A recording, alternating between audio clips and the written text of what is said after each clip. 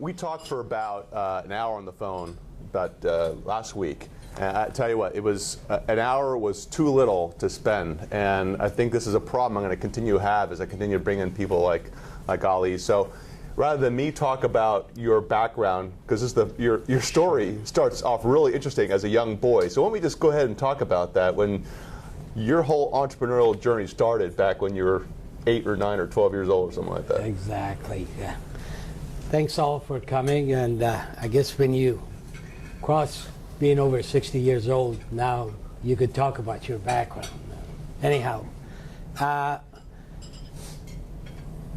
really, all my life, just started businesses, build them and sold them and grow them, and literally never been able to do anything by myself. So as a kid, I always tried to broker, and then later on learn to manage others and get the others to do basically what I need to accomplish. So that's pretty much been my strength throughout my life, and I think the first thing I got involved was back in Iran, 12-year-old. I got the idea of brokering this was in a food market, and literally the 90+% of the farmers who brought their crops, fruits, to the market, they could not read, write, and count. So I had a moped, 4 in the morning, going to the market, and be the broker between the farmer and the owner of the market, as well as the buyers come in, the wholesale buyers come in. So by 9 o'clock, I had a stack of cash, because all these farmers, you know, they gave me a $20, $30 more. Would you count one more time? And they could only count on $20, 20 whatever money unit was. So learned to make a lot of money, and since then never had problem making money. You actually mentioned too when we talked that you had I think that when your first day, or actually after a while, you would come home and earn as much as your father was earning, right? Oh, absolutely, absolutely. I mean, on a day basis, I would literally, he was a businessman, but I would just come home and he, as a matter of fact, went out to the market, and his nephew, my cousin, was much older than me, and he was a huge farmer, and that's how I got the job, through connecting with him.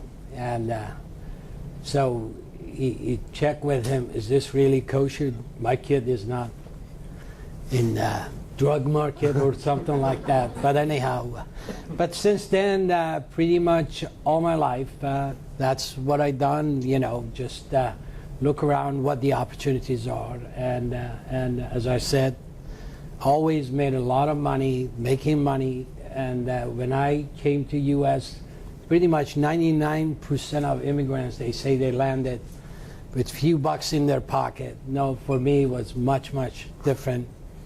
I came with 8-figure. This is 36 years ago. So as a 26-year-old, so I left Iran only because I said I do not want my kid to grow up in that kind of circumstances, because as well as I was doing, I was always feared somebody break the door and come in, and basically my life could be upside down in a matter of, you never had that sense of security. And the worst thing for any businessman to be is simply not be able to be secure.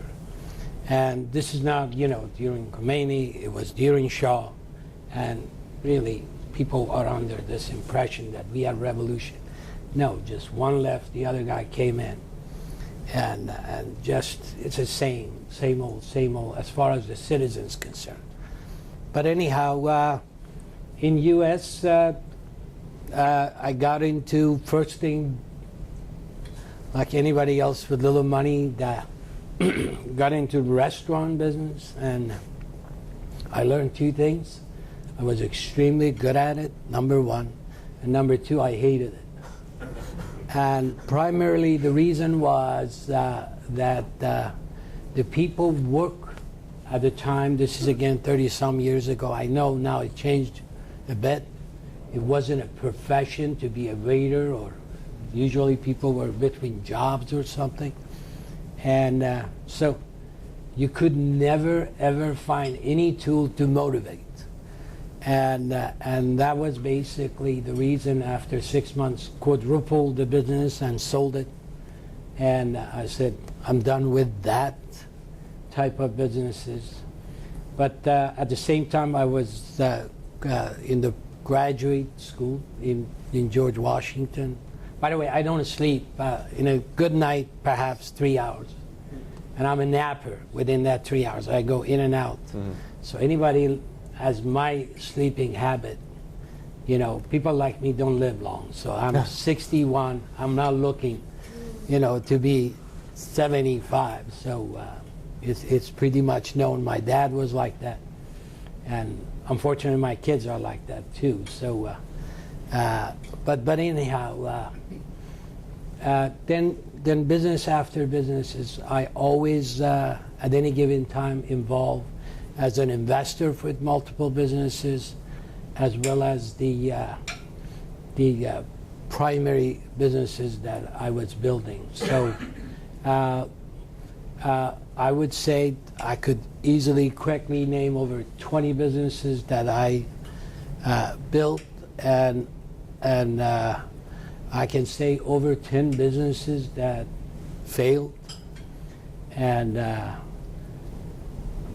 again, you know, failed from the main objective. I barely lost money in any businesses, but usually when you set a business that you expect to go much higher than, you know, according to your plan and all that. So I would say, let me ask you a couple questions Sure. about that real quick. So first, just to illustrate or to emphasize one of the points you just brought up, that throughout most of your life, you had a number of things going on.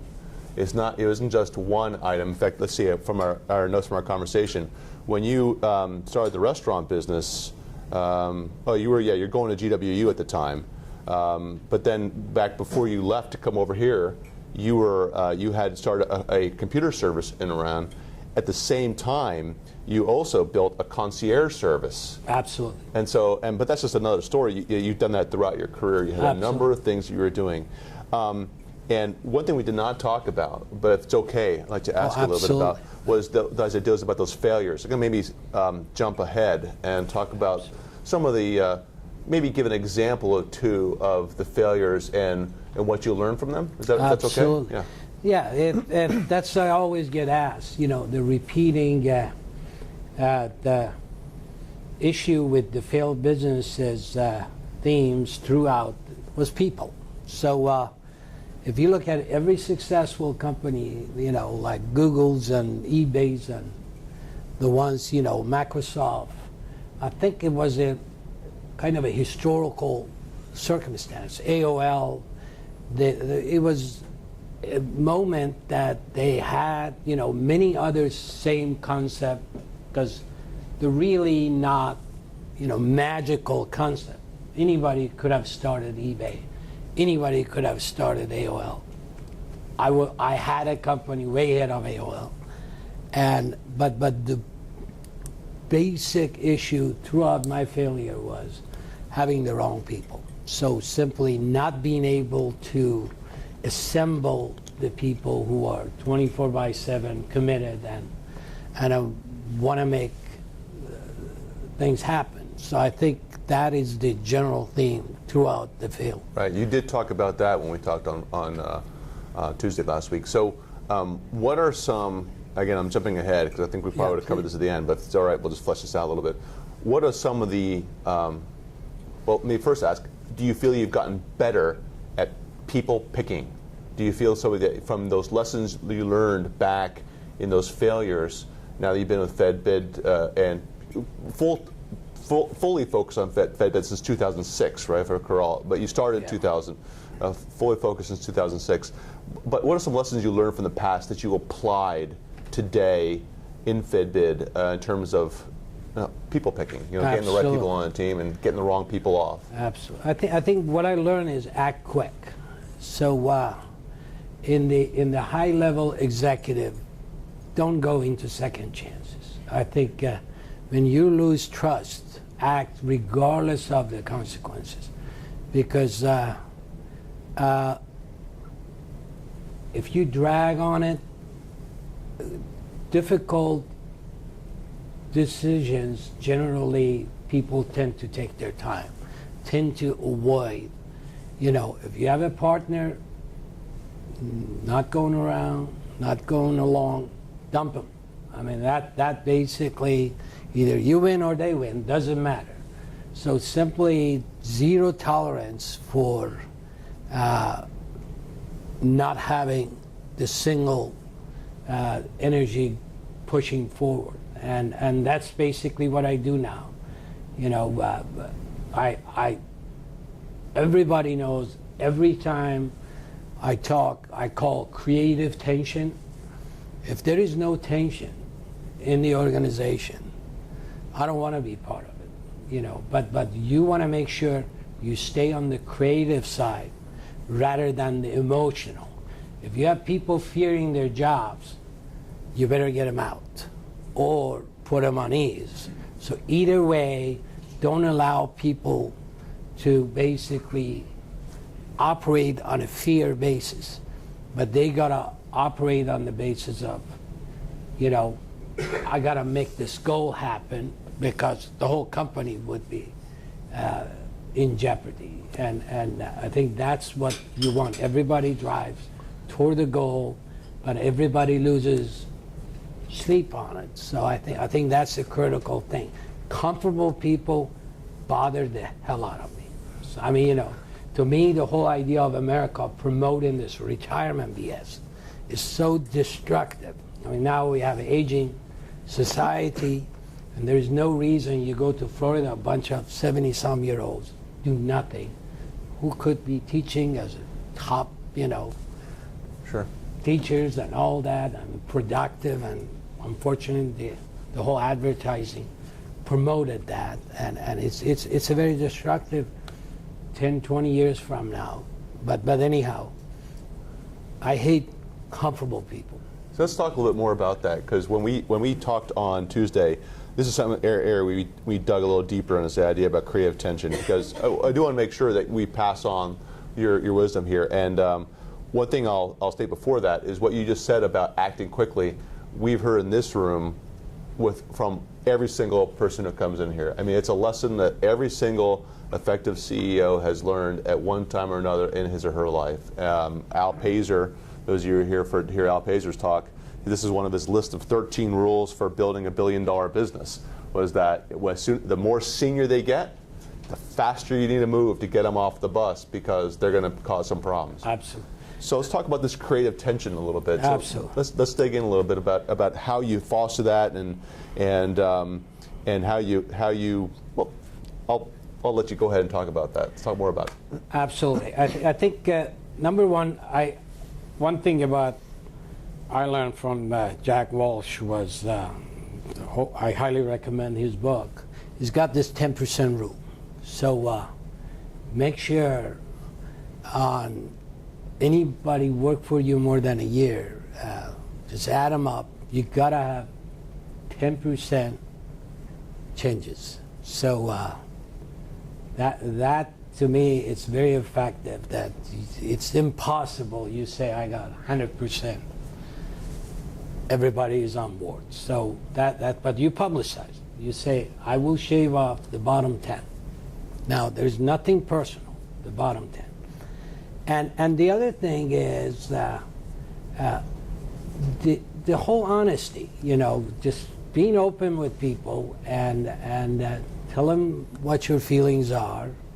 And the other key thing that I do, if you tell me you're going to get to do something, I expect immediately for you to put a timetable.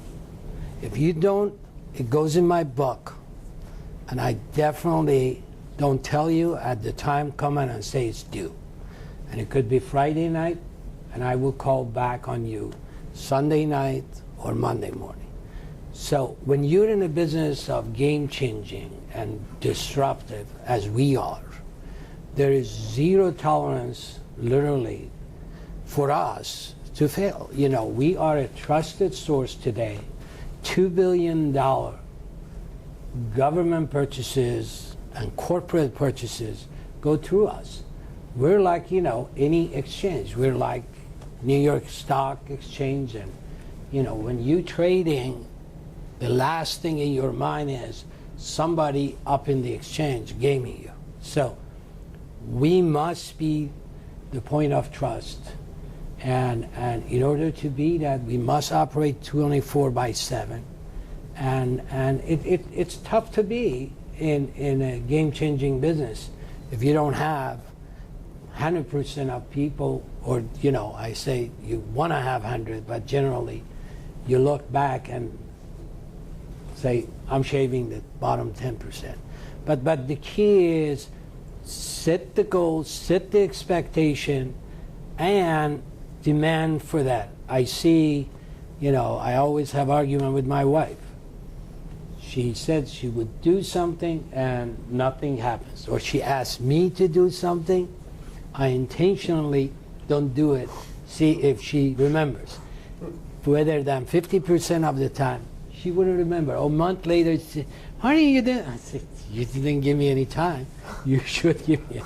So time is an essence. I think give the people goal, and or have them set up the goal and their plan and have them live up to it. That's how you create that environment that everybody is running with high tension, but at the same time they're doing it for themselves because they set the plan. And so most of the time, if you're my revenue guy, you say you're going to do this, and in my financials that you're never going to see, that I discounted you at 30% of what you said. I plan financially on that, but you want to drive for that 100%?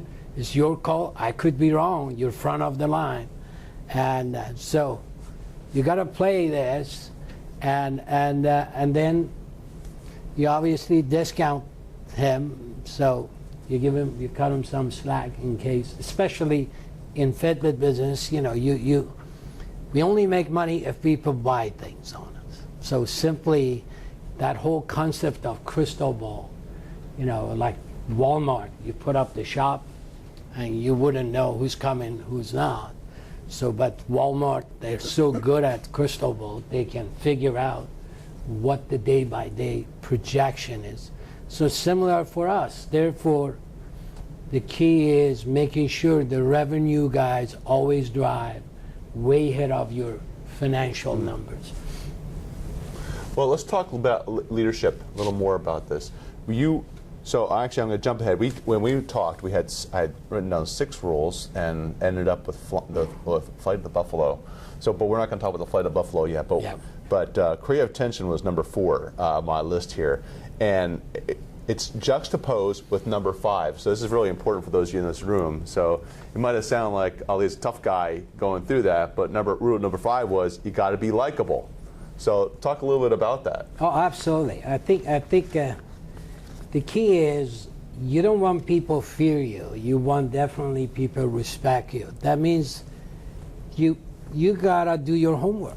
You know, that's why I can't sleep. You know, I want to know on a very high level as much as my CTO does. So simply, when I sit down with him, if he goes way deep into really the software stuff, you know, I trust him on that. But as far as what the system will do, so generally, I have ideas, but allowing the person to argue also is important. That simply generally I tell everybody, I said, you have discussion with me, generally I form my opinion next day. And learn through all that process. But I think managing by respect is absolutely critical, that having some input rather than from dictating point of view, but really they can see the value. I mean, we got 3 full-time lawyers in-house, and I always say that as a businessman, don't ever ask, I apologize, lawyers for business advice. You're the one must, unfortunately, 90% of people do that. And I say, you know, because it's a comfort line, you know, why don't I go to people who do this for a living? But to me, I look at a deal and I go to them and I formulate the deal and let them to put the legal lingo around it. And then when they put the deal together, then I find basically the loopholes. Again, you know, being in a marketplace, one thing you find that a lot of gamers out there. This is a huge market, and people try to game you. And like any exchange, you know, we know what happens in the stock market, you know. And therefore, you need to think ahead of the game.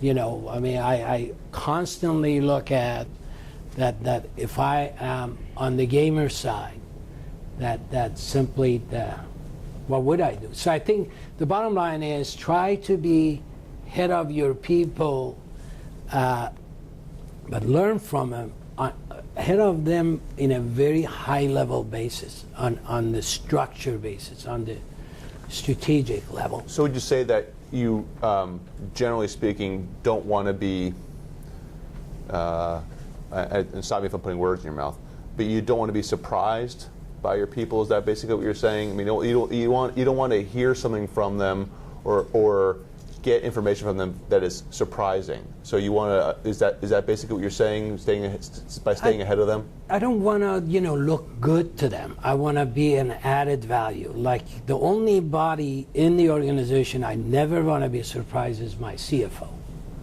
So I have fired, not here, but no, here I did too a few years ago, but a CFO come back to me and say, oh, geez, we made $1 million more than we thought we'd do. I just found in the book. So right there, you got $1 million more in the bank.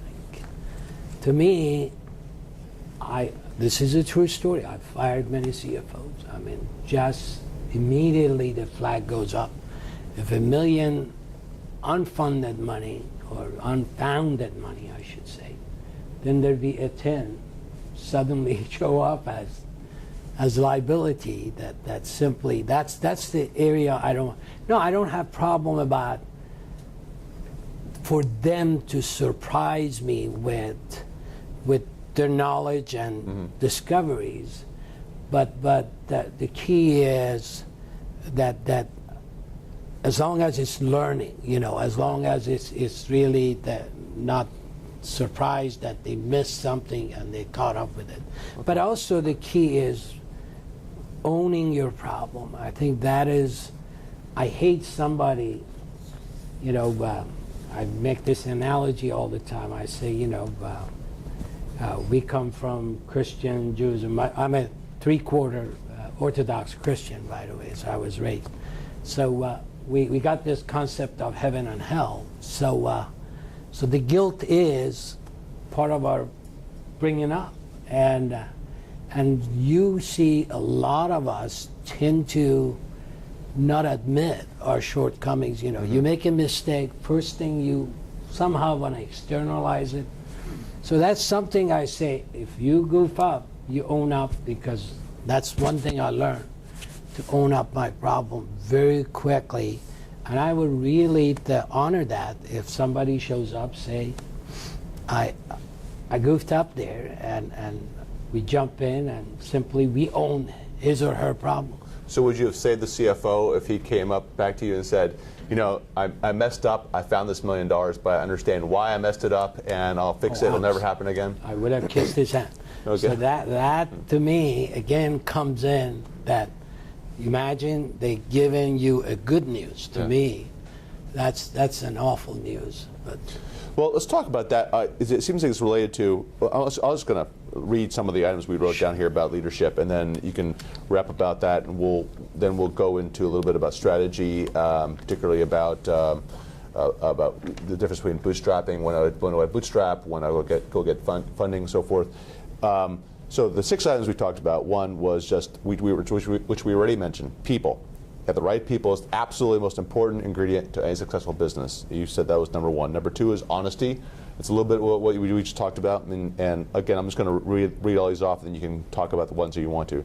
Number 3, manage, lead by example. There are no surprises here, by the way, in this list. Number 4, creative tension. It was probably actually interesting that you brought that up. That probably was not surprising for me, but the first time a leader's actually talked to me about fostering creative tension. Got to be likable. And number 6 was have to be able to trust your people and delegate. The worst thing you can do is everything yourself. And so with those 6 items, anything else, maybe just talk a few minutes about those leadership concepts that you haven't talked about yet. I think number 6 is that it's critical. The best leaders are the one who are worst doers.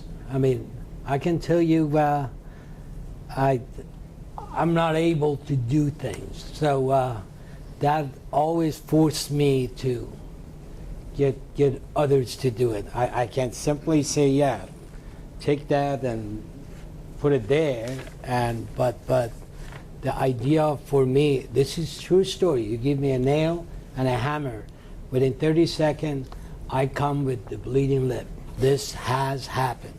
So somehow the hammer goes wrong way. So throughout my whole life, I had a honeydew guy. So always, even now, I just stay off. Although I'm a doubly, undergrad major, but definitely even in my undergrad, I cheated. I basically go to lab and I know what the hell to do, but I would pay a couple of my buddies, say, would you just plug this there and put this chemical on top of that? So I was supervising the thing, and so at the end, put my name on it. And that's basically how I went through school, but generally it's critical that having that concept of not do it yourself.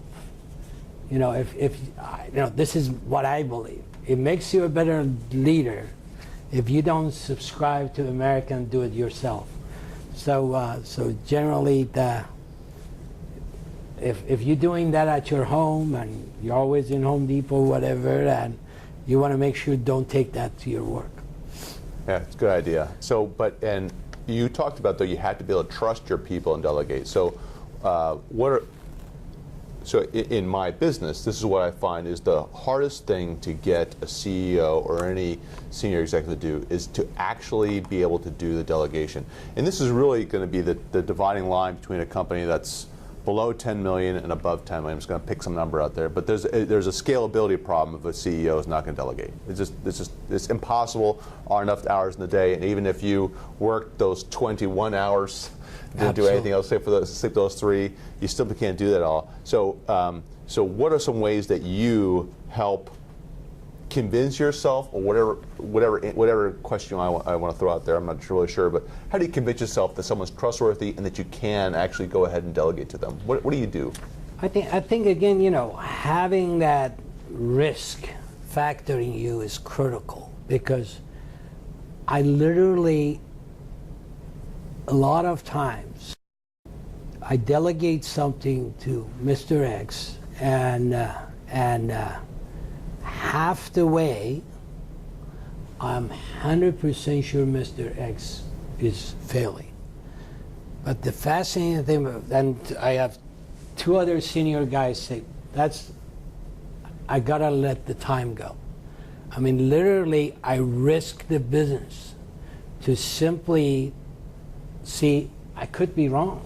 I mean, it's just simply having that ability, that letting people fail, and then it comes the other factor. Did the person come up and say, I failed, I own up to it?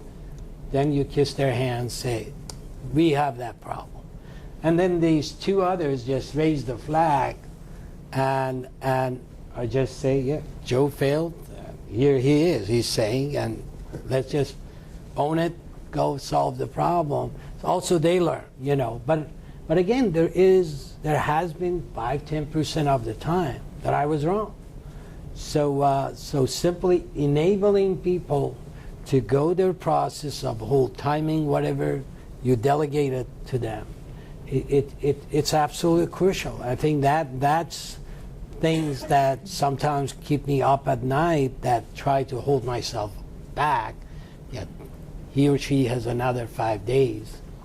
So, I mean, we're talking 6-figure losses sometimes, and, you know, customer relationship losses.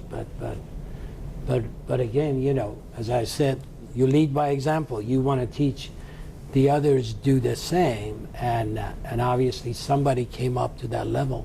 Mm-hmm. But on the lower level, I promote that. We want people fail all the time, and we want to teach them. You know, we have a model in FedBid. We say, up or out. You know, 85% of our employees are under 30 years old. Pretty much all come from local universities, and if you're in FedBid after 3 years, you are making 6-figure. So simply, but you are one of the 4 that really it 50% go up to second year, and so that's how it is. It's simply you gotta move up, and you gotta be one of a kind. So that job is not for everybody, is it? I mean, this is the GE model too, right? Job at GE is not for everybody. You know, there was the big Jack Welch model, was the idea that, you know, you had A, B, C players, right? A's promote, B's okay, you're doing all right, C's, you know, you're out of there, right? And so GE was not for everybody. So it sounds to me that, and the reason why I'm going to emphasize this concept a little bit is that you don't need to hire everybody to fit into the culture of FedBid, right? Not everybody's going to fit. Yeah, we have a phenomenal interview. One tip I can give you in the interview process, that it works beautifully, that you simply put the person through interview process and then hand them a piece of paper and say, would you summarize what the hell happened? You know, you've been here, talked to 3 people, and just give us, that's it, just no more than 1 page. What did you get? What was the discussion? Just, you know, free form. Just give me, and you learn a lot. You really learn a lot. Again, it works especially on the junior. I don't think you want to do that to senior. You insult them, you know, that you don't want to go there. But the junior folks out of school, I mean, the things you learn is, number 1, can they listen? Number 2, can they articulate what they're listening? Number 3, are they able to communicate? And you know, and then how they communicate and all that. I mean, that right there, literally, we have 20-30% of college grad that go through the process just past that phase. And I tell you, for young kids, it's really, it works beautifully. Interesting. Well, we're gonna, and I sort of, that was not dismissive, interesting. I mean, that is pretty interesting. So you're actually getting some great value out of it. What can you give maybe just one example, if you can, about how that's worked? A specific example that might come to mind about an employee that, or a candidate that gave you a great report, a great summary, and one that gave you a bad summary? Just curious. I mean, what happened was we had The reason we instituted this, years ago, when we started the college program, we had this kid showed up, great grades and everything, and she went through the process, and she was a great verbal, but what happened was we have a lot of email back and forth. You know, people want to know about this or that. Literally thousands of email come. We have a system, sorts it out, and data mining and all that happening, and poor girl had a severe ADD. So, but it wasn't showing up in. I shouldn't say severe, but it was literally she could not translate talking and communication verbally into written communication. So that's basically what got us into this whole program. Realize that and I can tell you, those who make it, again, you know, you clear that whole process of communication, then goes into a major common sense piece. I think, especially when you in the market making business, you're looking for street smartness. You're looking for, you know, these gamers. You know, we got a betting system, right? We got a patent platform that simply, you come in, we put the sellers fight against each other on the price basis, and so they can come, you know, they can collide, you know, all that, and these frontline, these move up, become a six-figure in 3 years. They're so good on catching these. You know, as we see, you know, even same thing in stock market and financial. You got, you know, you walk into the banks, generally one of them is a brainy, and then the rest are just workers. I think it works in the bank model. They don't want a lot of brainies to be tellers somehow.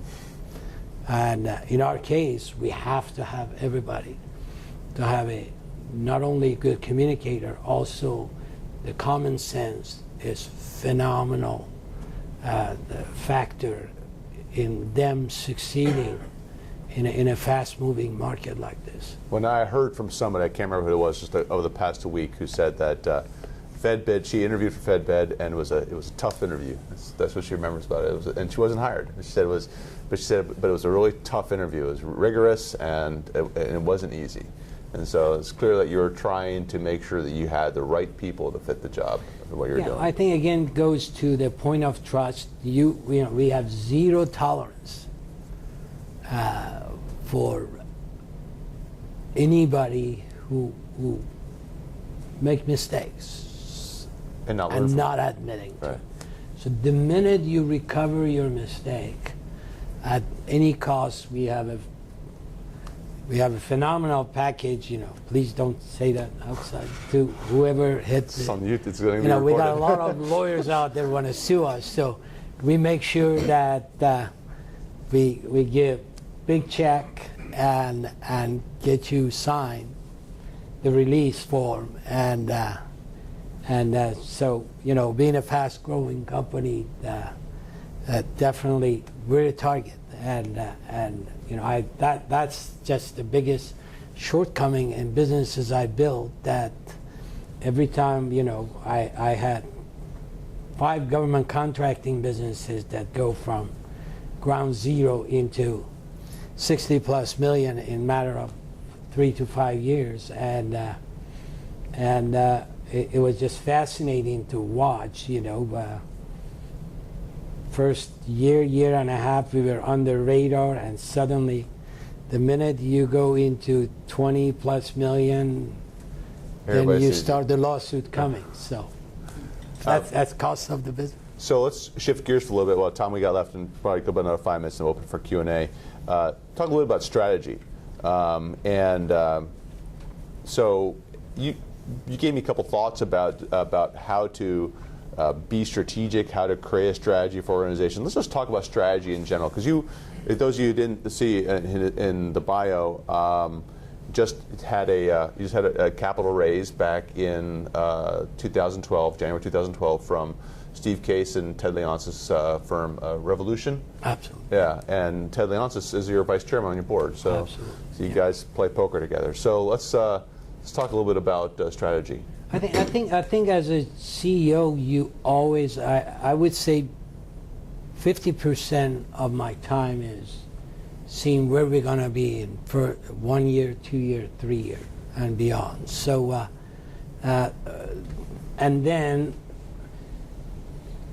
we are for profit. We're making profits since 2006, and growth been on the north of 40%, and we realized in 2010 that we now have a platform that built within federal market. Now time to move into corporate market, and by the way, corporate America is the dumbest when they come to their purchasing of stuff. Is that right? Corporate America has not moved a bit since 2000, when I got my head into starting this thing, and pretty much still corporate America does minimal use of online purchasing. They use email and phone call and relationships, and so then figured out, okay, our technology is very federal oriented, so we made the investment and rewrote the whole platform, and that was, by the way, I self-funded it up to 2012, and primarily I had a lot of people knocking on the door. They want to, somebody mentioned Deltec want to buy you. I said, I was never for sale, and I won't be for sale, because this is a game-changing. This is, for me, my exit strategy is much personally different than, and I've, different CEOs. And anyhow, I said I want smart money, and basically the East Coast VCs are not somebody, if you have a growth-oriented entity to deal with. So I stopped talking to East Coast. The West Coast, their problem was, hey, you're too far off. We like to get involved. We like to be hands-on. We like to help the business. Can you move out here? Yeah. I said, hell no. My grandkids 5 minutes away from my house, so I ain't coming. As a matter of fact, I sat down with Kevin Afruzzi, who actually was the first guy behind Groupon. Yeah. So we were talking about, there was a little discussion about aggregation and all that. So the idea was, how do we monetize Facebook? So we were talking about taking it into that platform. We spent 2 whole days together. Kevin is senior partner with Excel, which was behind Groupon, and first investor in Facebook. So these guys are way ahead of their game. And anyhow, so I can tell you, Ted and Steve, they've been around, and they know internet, they know game changing, and when Ted called, we were friends and in charitable organizations and all that, and he was my neighbor before moving to his current house, and I said definitely. So be honest with you, I didn't care about valuation, so we did not negotiate, hey, this thing is this much or that much. So simply because when we sat down with him and Steve and Don, and they said, we like because this is game changing. This is going to be a, mega, this is the next big thing. So, I said, okay, you're in. And we moved with the paperwork and all that. But the idea was we wanted smart money who would help us to take this into a corporate market. And I can tell you, immediate result is we are building a payment platform with Amex as a partner. So end of this year, that payment platform will be launched. Is the first payment platform online, enables anybody to do 5+ figure money transactions. You cannot find anybody that manage that for you online. A lot of, you got escrow.com, but it's all, first thing I thought, I'd go buy them, and I go sat down and do diligence. But they're just all about exactly, they do what your settlement lawyer does. Anyhow, but Amex, Ted also sits on Amex board, so we managed to partner. Nice. Well, how about we do some questions? And before we do that, I just got one quick question for you. Given this move into the corporate market, and so sorry I took your question from you guys, is there any thought about changing the name, FedBid, into something else so that it has greater resonance outside of the federal government market? Oh, absolutely. I think we've been involved with a lot of PR firm and New York-based shops that simply, how do we go about? But the outcome going to be that the seller side going to see FedBid. They don't care what the name is, as long as there's a place for them to have opportunity to win business. Right. But on the buyer side, we will basically have, like Google is. Everybody in government, half of them use Google email or this, that. So it could be powered by. So we now have, we now own a lot of domain names, and yes, it will be on the buyer side, whatever you want to be. So P&G says, I want to have this, my own brand within my, we don't care. I see, so I see. everybody, could be either owning their own brand, or we will come up with multiple brands. Okay. All right, so questions. Yeah, Aisha. Yes, Aisha. I think you mentioned having the wrong people with the wrong attitude, like not being available 24/7, right? So I'm curious to know what your opinion is about work-life balance, because you hear about that buzz a lot in corporations, right? Is there such a thing as work-life balance? I say if you enjoy what you do, your family appreciates. I really believe that, if you look at my wife's ring and earring and all that, so, she knows somebody has to bring it. But anyhow, no, I think definitely every time I go, I don't like to travel anymore. But I go, like, a couple of days. My wife goes with me. We have kids grown, and we have grandkids a couple of miles away. So, yeah, the life balance is based on how much you sleep.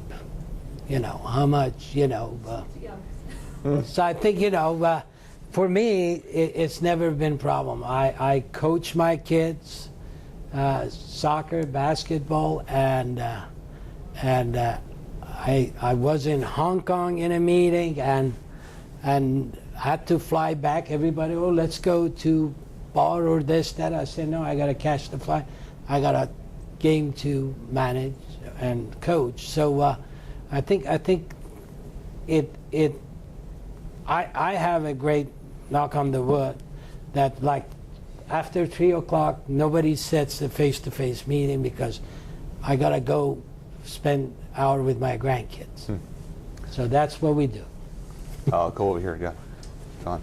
Ali, I'm in the wealth management business, so I deal with investors. And when it comes to someone who invests on their own that I'm talking with, what I've found is that they often can quite clearly articulate their buy discipline, when they want to buy. And there are different metrics they might use for that. But I find they almost invariably cannot articulate to me what their sell discipline is. And a lot of investors, it's very different than any other thing we buy. A lot of investors in the financial markets want to buy when the price is very high, and then they want to sell when it's very low. It's very counterintuitive. What I was most fascinated by with your story is that half or more than half of the businesses you started actually failed. But more important than that, you didn't lose any money in the main in the context of that. And I'm curious if you can articulate to me, what was your sell discipline? What were the metrics that you used when you started a business and it wasn't going right? Was it time? Was it, I'm going to invest this much money and that's it? I'm going to treat it like gambling and I'm going to have $200 at the blackjack table. When that's gone, I'm walking out. How did you decide, okay, this is time to get out? Good question. I think the key is that, by the way, on top of this, I was a high-stake poker player. So when the camera, all those guys you see on TV, I play with them. So, so I had even time for that.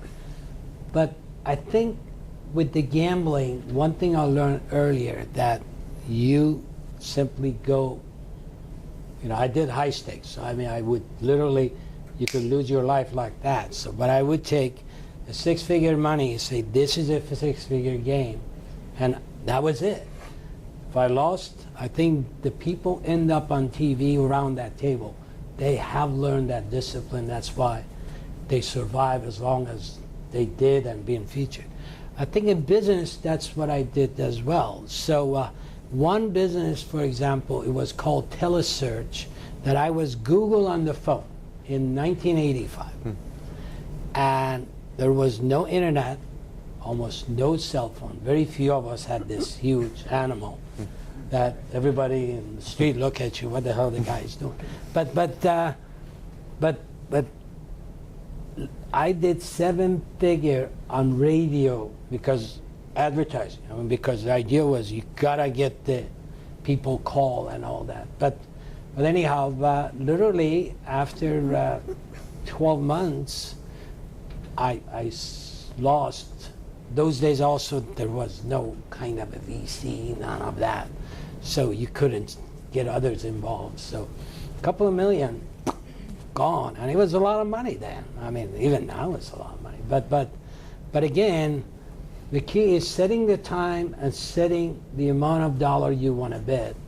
And because I still had literally 5,000-10,000 across Washington area businesses registered, but I couldn't get people to call. So it's simply the model. Google was the concept, but it was the wrong timing. I think just having that limit. Stock, same thing. I always play stock, but I literally get in, and beyond certain dollar I'm out, above certain dollar, and I have a discipline to do that. I think having a discipline is absolutely critical as an investor. Okay. Hunter. I'm kind of fascinated by the story that you have, starting the Iranian marketplace and being a facilitator and building relationships and helping that, to now you're doing the same thing for the federal government. It's playing to your natural strengths and your ability to work with other folks.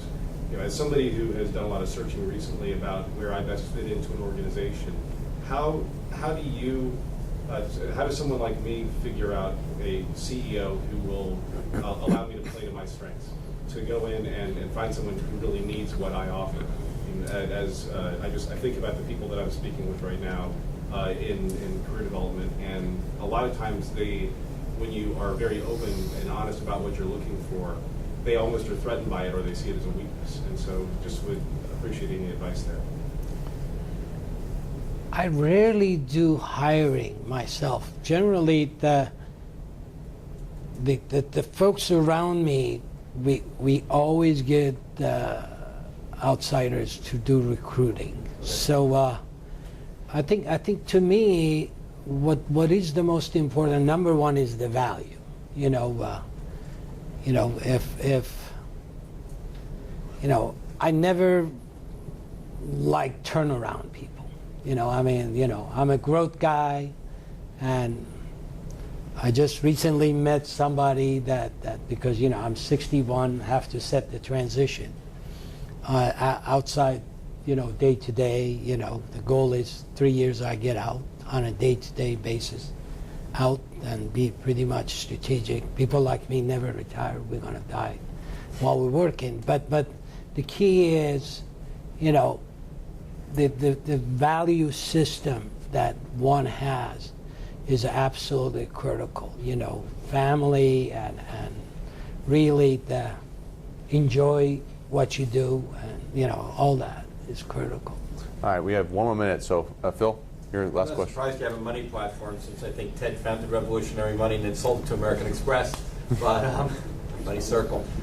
What are you doing in terms of local government and taking down what you've done at the federal level down to the local sector? Absolutely, yeah. We have now. The ones filing for bankruptcy, not the federal government. Exactly. I mean, they have to be on our platform. The ones going into bankruptcy, because the payment secures the commerce. But the big ones. So we have now huge team that working on that. We have now Detroit public system, school system, and Tennessee universities. There are quite few higher education port authorities, and we just signed with a purchasing cooperative. Pretty much 1,200 California colleges will be buying on FedBid. So we're higher ed and state. PG County, still, I don't believe in it. I said I'd crawl across the office if PG County ever want to be transparent and good government. So we'll see. I'm proving. With DC, we are on a 90-yard line. So yeah, that's another one. But I have mayor, city council, and the city manager, Alan Liu. So we've been at it for years, so we'll see. Okay. You guys definitely need to talk. Yeah. All right. Thanks, Ali. I appreciate it. Thank you. Appreciate it.